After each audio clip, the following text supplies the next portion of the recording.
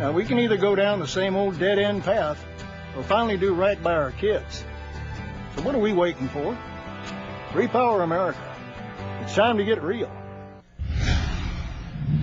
Michael Jackson is being remembered today for more than his impact on the world of music. He's also being honored for the way he broke down racial barriers. Joining us from Capitol Hill is Maryland Congressman Elijah Cummings. Thanks so much, Congressman. A busy day up there on Capitol Hill, but I wanted to ask you about Michael Jackson and the impact on young African Americans and those who watched this young man, this artist, grow from the Jackson 5 days through his extraordinary career. Well, when the Jackson 5 came along, Andrea, I was a senior in high school, and I can vividly remember feeling a sense of pride. These were inner-city young men, and again, they had it was a family affair, and the fact that Michael Jackson was so talented made so many of us feel so good. And the other piece was they came from an urban area. And so you didn't see that too often. And so to see Michael Jackson back then in the Jackson family, it gave a lot of people a sense of hope. And as he progressed through his career, it was clear that he was an extremely talented person. And when I, as an adult, would watch him go all over the world and draw hundreds of thousands of people in concerts, again, it was an inspiration. And without a doubt, this is a man who pursued excellence in his professional career. Now, at the same time, we were looking at some pictures while you were speaking as well of the way he transformed himself. What kind of perhaps negative image or reflection was that to young black, young African Americans of him with the makeup, the kabuki makeup, and changing himself through plastic surgery?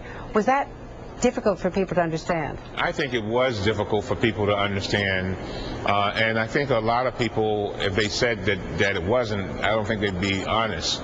But I think people got the impression that Michael Jackson probably had skipped a part of his life. In other words, that he probably skipped a part of his childhood.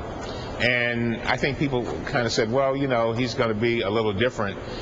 But when they listened to his music, they were able to put a lot of that aside and appreciate the fact that this was an extremely talented person. Now, let me say this, Andrea. I think for myself, from time to time, I felt a little sorry for Michael Jackson. As a father, I know that there's a process that an individual must go through, and childhood is a very important part of that. And it just seemed as if Michael was constantly trying to get back to do some of the things that children would normally do. And I think there's a lesson in all of this for parents and those who are raising children. Indeed, the fact that he was only 9 years old when they had their first talent scout contest that they won at the Apollo Theater, and then they were off to stardom without him ever having had that childhood. Let me switch topics to what you do for a living and what we normally talk about here, which is legislation, and the fact that there is a key vote pending. The Speaker's office believes that they've got the votes, but the President to the White House very nervous about this vote. Why put the members, especially members in some tough districts, on the spot here, when in fact we're told by the Senate that this does not have a great chance of success in the Senate and won't come up anytime soon? One of the things that we have to remember is that we have a president who is bold and has a lot of vision, Andrea. And a few of us were talking about President Obama on the floor a few minutes ago. He clearly sees that this is something that he has to get done now. He believes that all the cards in a row.